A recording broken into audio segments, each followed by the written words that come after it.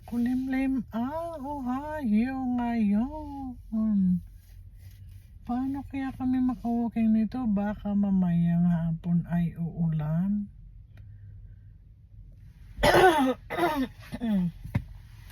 Congestion sa umaga. Maaga ako kasi nagigising eh. Saka yung sa panahon dito ngayon ay maraming nagkakasakit dahil sa sobrang init. Tapos biglang lumamig. Kaya yung mga boses namin at saka wala na talaga kang mahahide ngayon kasi malapit na talaga mag-start ang taglamig kasi fall na kasi dito sa amin, pero may mga bonuses pa kami ngayon dahil maganda ang panahon ngayon. Hindi malamig, cool ang weather namin dito ngayon, super cool lang tayo dito at relax lang muna tayo kasi yun nga, ang mga tao dito ay nagro-grocery sa malaking store. Ang asawa ko may bibilhin daw siya, kaya ako ay mag-aantay lang dito kasi ayaw ko nang pumasok dahil ayun, makahakot na naman ako mamaya doon. Kaya ngayon ay dito lang po ako sa sasakyan dahil tapos na po siya sa doctor's appointment niya at dadalhin ko naman siya sa grocery kasi mag-grocery siya ng kanya. Ako naman may sarili akong grocery at ako puno pa naman at hindi po ko pa kailangan ng grocery. Kaya marami pa akong mga vegetable, mga fruits sa bahay, kaya hindi ko kailangan bumili. Kaya ngayon ang binibili ko na lang ay yung mga needed sa bahay at saka yun. At saka mag-grocery ako talaga sa Asian store ako nagpupunta. Kasi doon yun ang aking. At saka kung bibili ka kasi sa mga Asian store dito, mayroon kasing points. Alam niyo ba guys, hindi ako bumibili ng aking bigas. Kasi sa points ko pa lang naman, malaki na. So,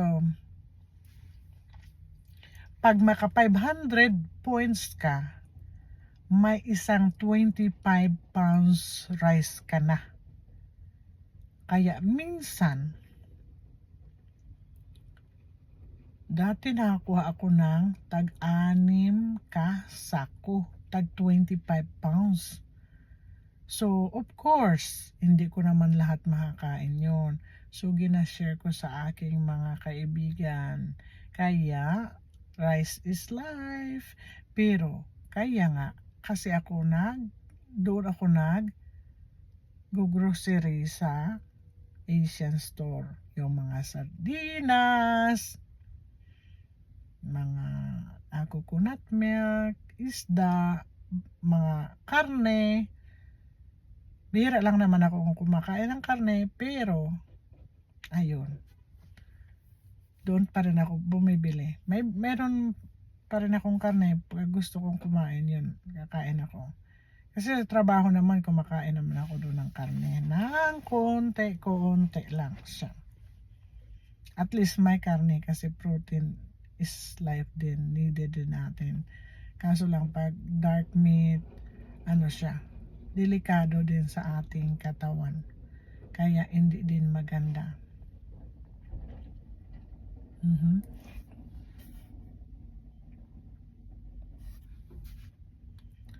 Kaya bawal sa akin kasi yung mga dark meat.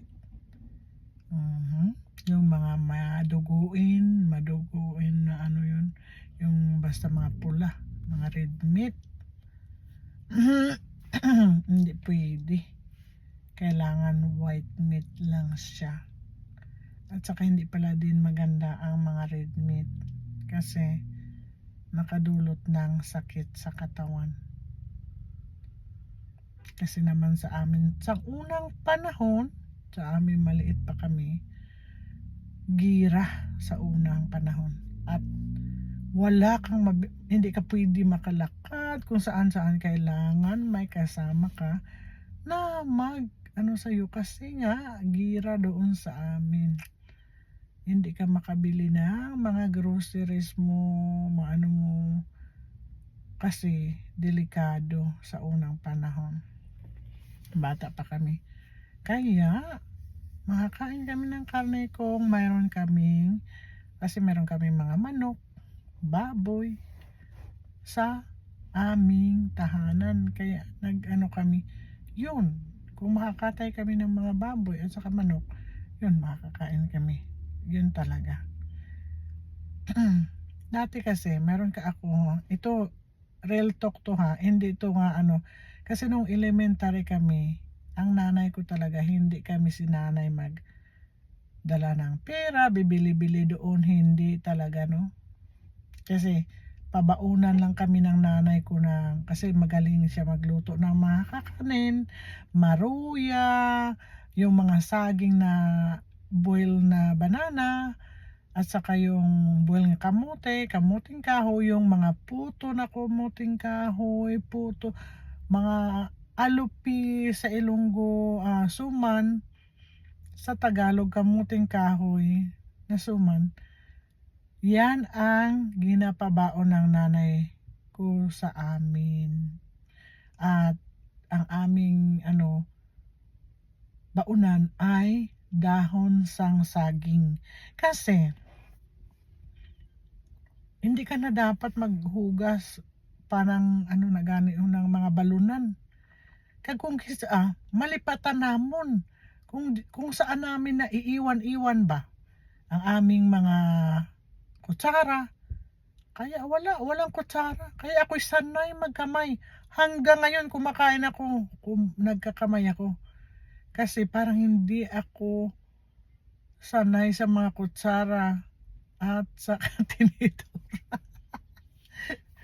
Kasi hindi ako sanay sa bundok kasi ako lumaki. Dahil ang nakakamay ay the best. Busog na busog ka talaga. Kasi kung sa akin parang kadilid, anong tawag na, mahina kasi ako kumain pag pag nagkutsara kapoy. Ang tagal pa yan.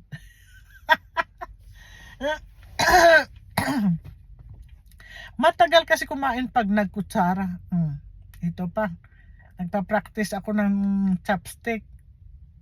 Sos, magutuman man taon ako niyan. Ay, magutuman, magkamay na nga lang. Minsan natatawa na lang ako sarili ko dahil yung yung chopstick, kasi gina-practice ko nga. Paano kaya pala ang mga chinita, mga papayat sila kasi nagsa-chopstick sila, nakokontrol nila ang ilang makakain. Ako kasi habhab nga habhab, kundi nakakamay pa o nakataas pa yung paa. Wale. Tapos ang diet sira. O di ba? Kasi di ba ang sarap talaga kumain talaga, sa totoo lang.